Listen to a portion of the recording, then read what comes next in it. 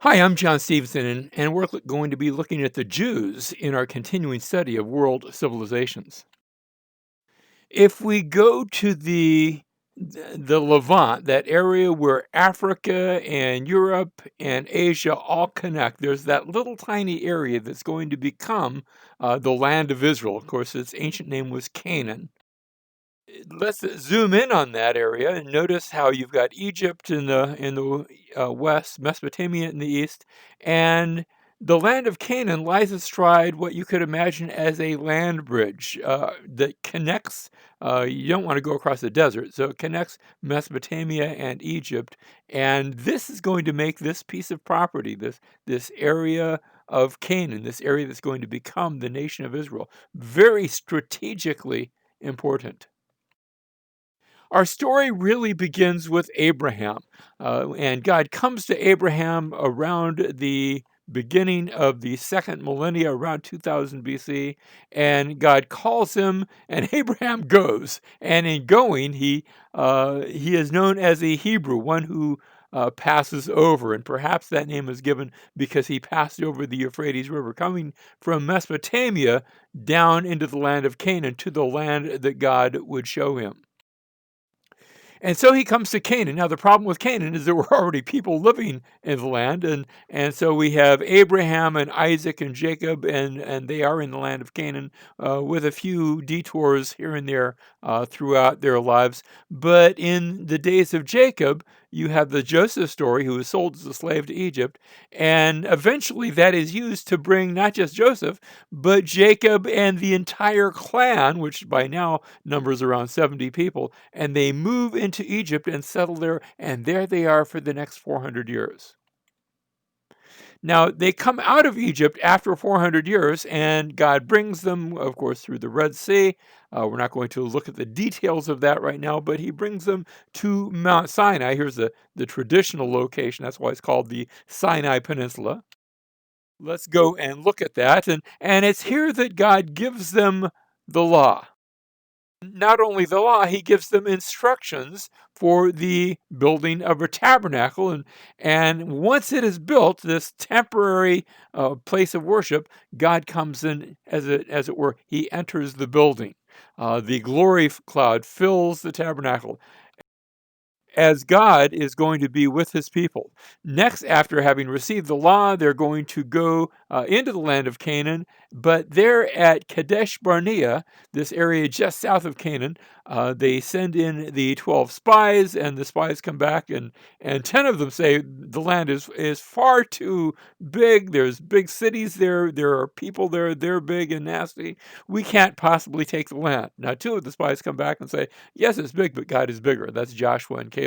But the people listen to the minority or the majority report.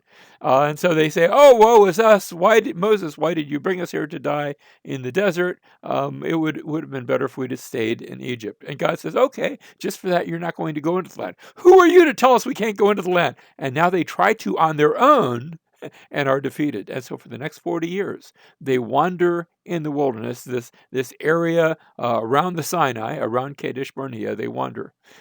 At the end of that time, God's going to bring them into the land after the entire generation has died out, but he takes them on a detour around the land of Edom, past Moab. They're instructed, don't fight Edom because those are actually your cousins. Don't fight Moab because those are some others of your cousins. And he brings them to the east side of the Jordan River. And while they are there, two and a half tribes, Reuben, Gad, and half a tribe of Manasseh, say, the territory here is pretty good. I know you're promising us a promised land, but this looks pretty good. We'll forfeit the promised land. We'll take this. And they are allowed to settle there, and they do. But meanwhile, it's going to be Joshua that leads the rest of the tribes across the Jordan, and now they take the land and they settle in the land. Now, you notice most of them are settled not just in land, but up in the mountains. In fact, Dan is sort of by itself down there in the plains. And after a while, Dan decides it doesn't like it there. They're going to move to a place up even north of Naphtali, way up there in the north. And so the Jewish people have come into the land. They've taken the land, sort of, because there's still Canaanites in the land, and there's still other peoples in the land. They're still sharing it with other people, but there are some of the inhabitants now in the land. And we read in the days of Judges that the sons of Israel did evil in the sight of the Lord and served the Baals, and those are pagan gods, and they forsook the Lord, the God of their fathers, who had brought them out of the land of Egypt, and followed other gods from among the gods of the people who were around them. And the anger of the Lord burned against Israel, and he gave them into the hands of plunderers who plundered them, and he sold them into the hands of their enemies around them. I told you that they had company in the land, and sure enough, this begins to happen one after another over the next several hundred years. People of Hatzor, which are Canaanites, people of Philistines, which are there along the coast, the Amalekites to the south, the Moabites and the Ammonites to the east, and it's always someone who's coming in, these and others who come in and raid and plunder. And so God will periodically, as the people turn back to him, he will periodically raise up a deliverer, a judge, and hence this is called the period of the judges, as he delivers them, and then once they've been delivered, they go back to their old ways. And there is story after story after story of this taking place while they are in the land. The one thing they're lacking is a king. And so the Lord had raised up judges to deliver them from the hand of those that plundered them.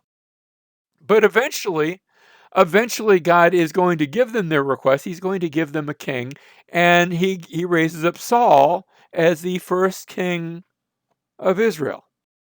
What images does the description of a king evoke? You imagine a palace, and you imagine a throne, and somebody with a crown on his head. And Saul was none of those things. He's a little tribal king.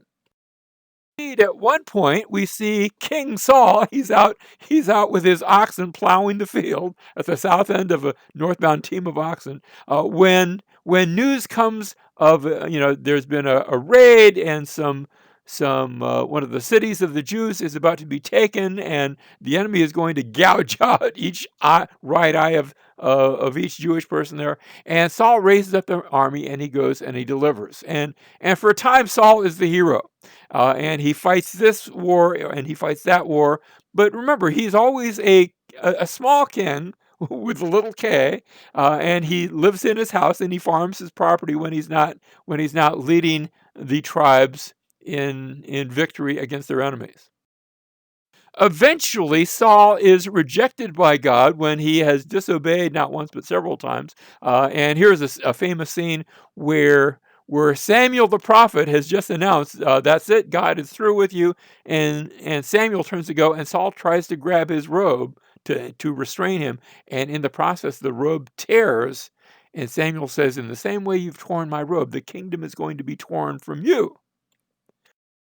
And the very next story introduces a new character, David, who is anointed by Samuel to be the next king. Of course, it doesn't take place immediately. You remember the story of David and Goliath, and David becomes the new champion of Israel. Now Saul is still around for a time, and Saul actually tries to murder David, and David has to become a fugitive for a number of years. But finally, Saul dies. And once Saul dies, David is taken. The men of Judah come, and they're anointed king, David king, over the house of Judah. But he only becomes king of one tribe. So he's a little tribal chieftain, we would call him, of this little tiny tribe of Judah, up in the mountains.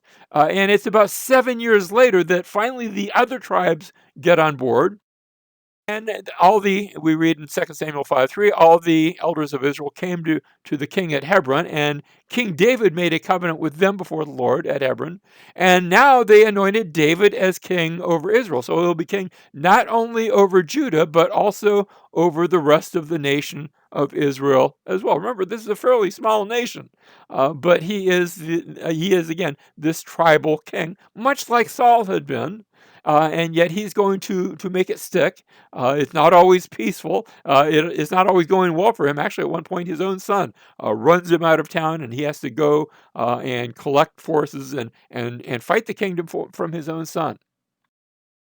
After David's death, it's Solomon who becomes king. And with Solomon, that kingship comes to a entirely different level. For Solomon is going to build the temple of God. Before they'd had the tabernacle, sort of a traveling place of worship. But now that's going to be replaced with a with a permanent place of worship. And that is the temple, Solomon's temple. Go there today, the place where Solomon's temple stood, and today there stands this magnificent Dome of the Rock. It's a Muslim mosque standing on exactly the same spot where the temple once stood. And of course, if you think the Dome of the Rock was impressive, imagine how much more impressive Solomon's temple would have been.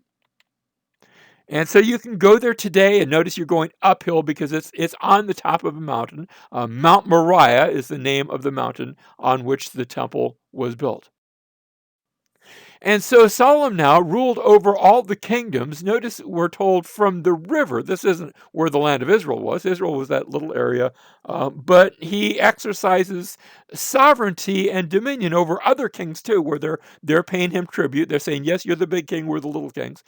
From the river to the land of the Philistines and to the border of Egypt. And they brought tribute and served Solomon all the days of his life. So Solomon actually becomes quite impressive. Now, what's happening? You say, what's happening in Egypt and other places? We'll actually look at that in other classes. But Egypt is going through a bit of a slump, and so is Mesopotamia. And in that vacuum, Solomon now becomes the king for that period in time.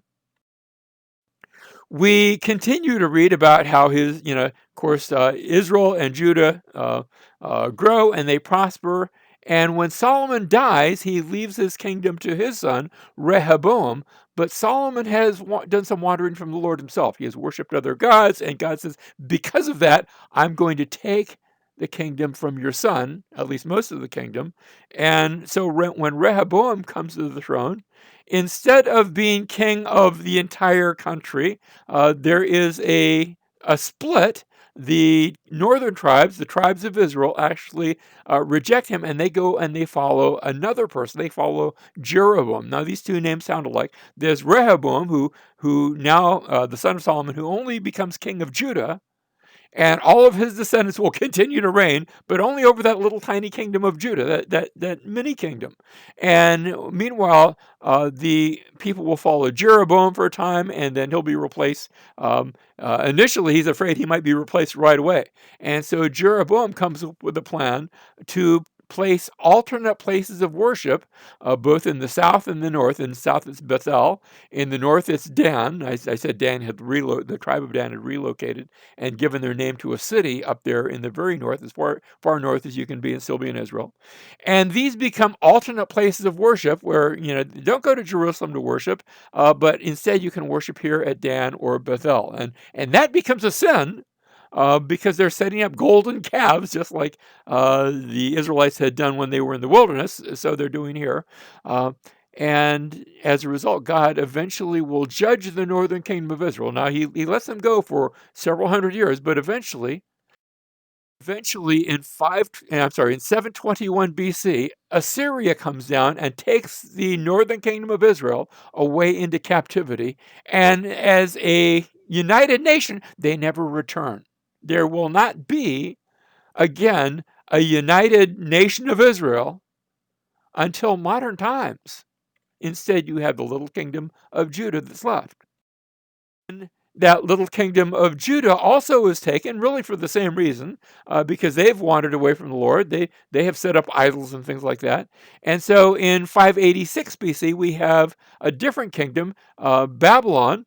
Nebuchadnezzar comes and captures the city of Jerusalem and Judah, and they are taken as well into captivity. Now they're going to come back, but not so the other tribes.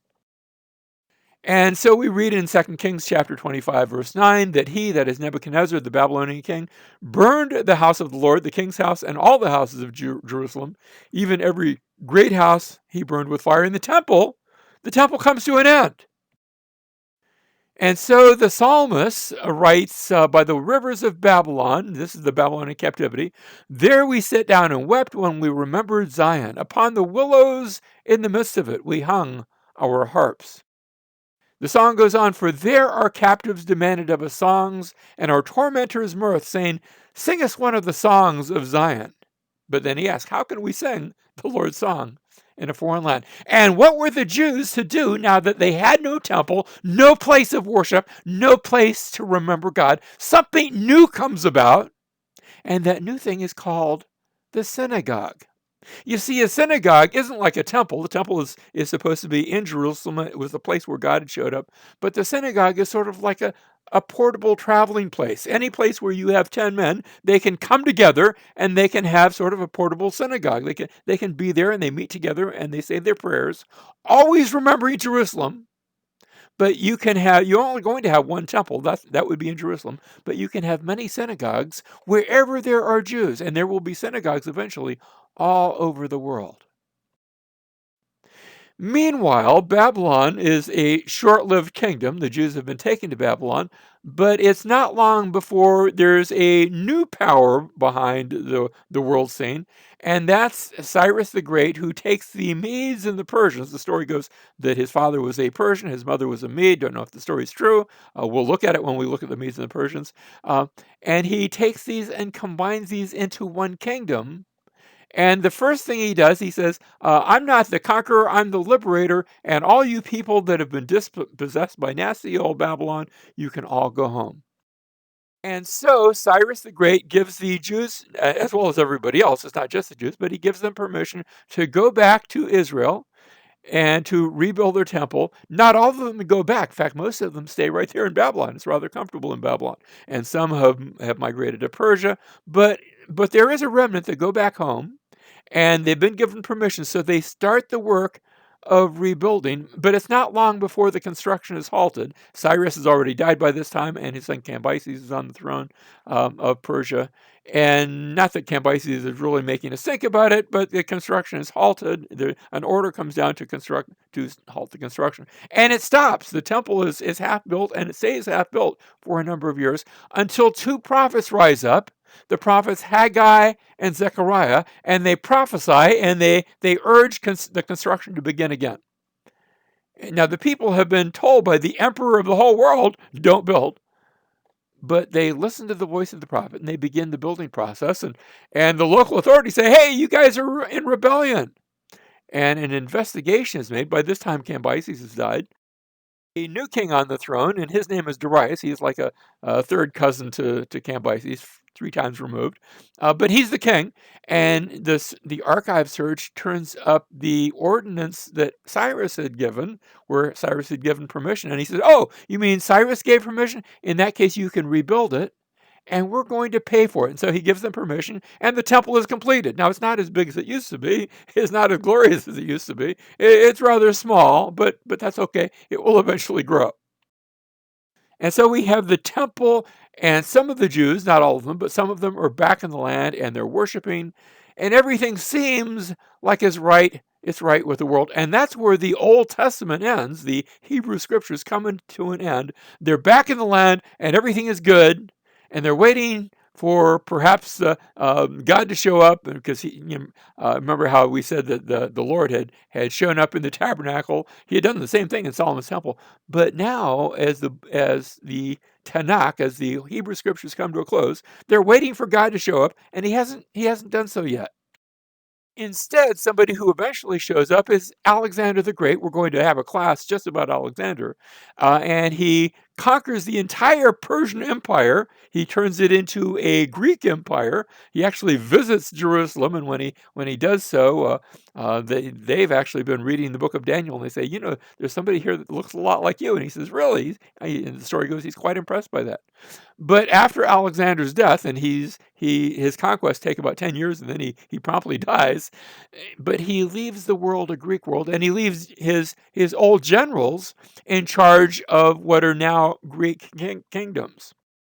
The two that we want to talk about are Seleucus, who takes the area of Anatolia and Mesopotamia, and to the south is Ptolemy, who grabs Egypt, and this little tiny kingdom of Judah right in the middle of it. And it's not long before Judah is being swept into the politics of these two great nations. And one of these nations comes out and says, your problem is that you're all Jewish people. You need to all be good Greeks, and you need to worship like Greeks.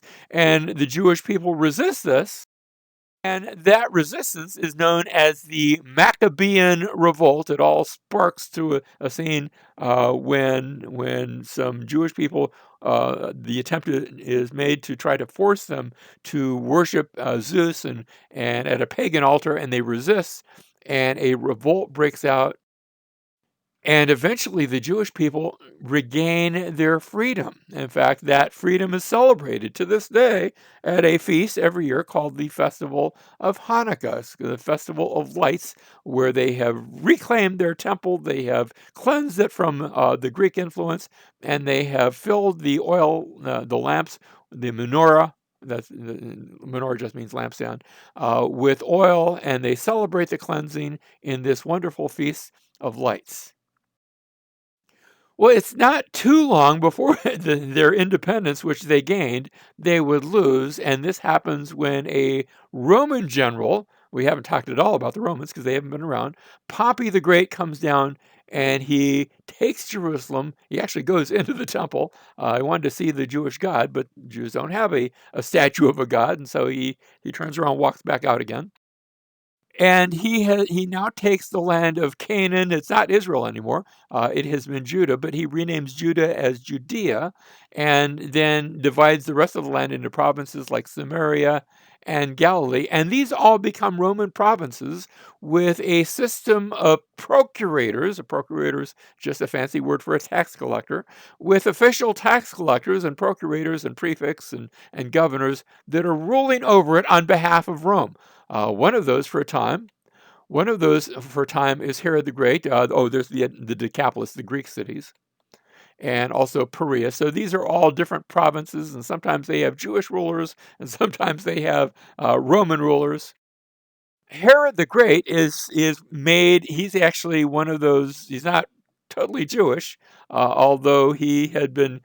His people had been conquered by the Jews and sort of brought into the Jewish fold. He's actually Idumean, but he rules for a time as the king of the Jews.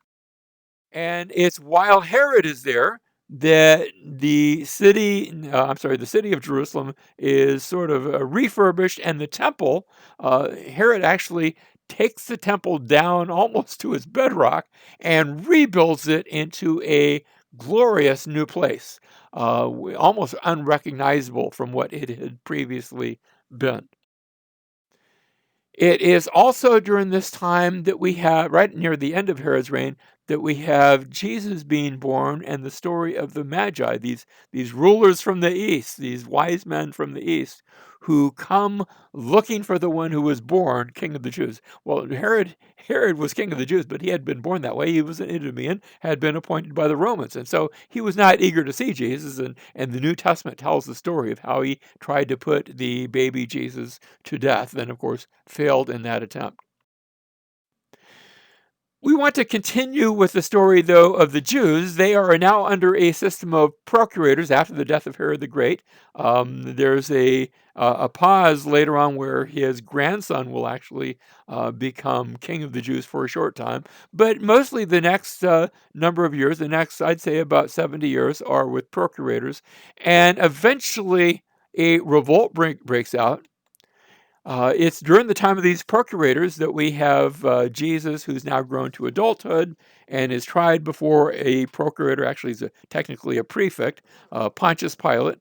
And of course, the death, burial, and resurrection of Jesus takes place during this period. But the procurators continue till a period of revolt breaks out in the year 66 AD.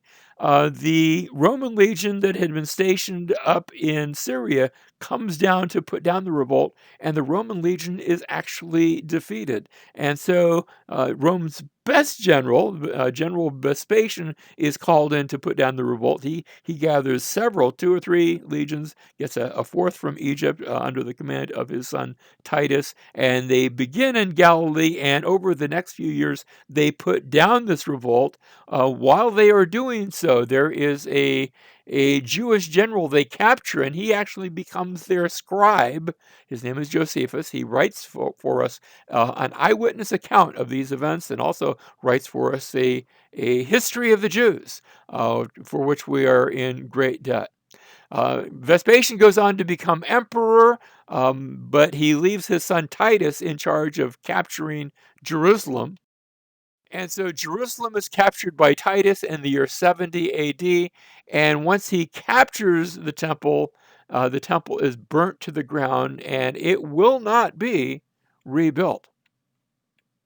And so it's Titus who burns the temple after a siege of about 6 or 7 months in the year 70 AD, finishes the conquest of the Jewish people, and they now cease to exist as a nation. Now, there will still be Jewish people, there still are today.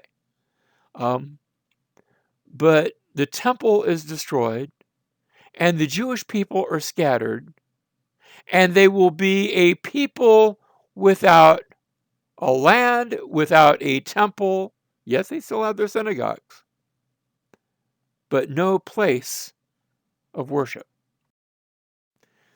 Jesus had actually predicted that not one stone would be left upon another. Now, you do have the sort of the surrounding, what do you call it, the outer wall stones, but the temple was destroyed so completely that people argue about as to where exactly it was located. He had said, Luke chapter 21, verse 20, but when you see Jerusalem surrounded by armies, then recognize that her desolation is at hand. And the Christians that lived in Judea and Samaria and Galilee, they all remembered those words of Jesus. They all got out of town. Jewish people had not been so lucky. Here's a coin, a Roman coin commemorating the capture of Judea. Notice that Judea, the Jews are pictured as a woman who has been mistreated and ravished, and behind her stands the victorious Roman conqueror, showing that he has taken the city, captured the people, and had his way with them. If you go to Rome today, one of the monuments that's still standing, the Arch of Titus. Titus was remember, the son of Vespasian that completed the capture. And you can see inside that arch, on the inner part of that, a sculpture that shows the Jewish people and the Roman conquerors carrying away the plunder from the temple. You can actually see a representation of the menorah, the great golden lampstand that stood inside the temple as they completed this conquest. On the other side, you see Titus in his victory, riding in his chariot. Behind him, there is a slave holding a reap. Part of it's been defaced, so you can't see it. But he would normally be whispering, "Remember, you are not a god, you're only a man."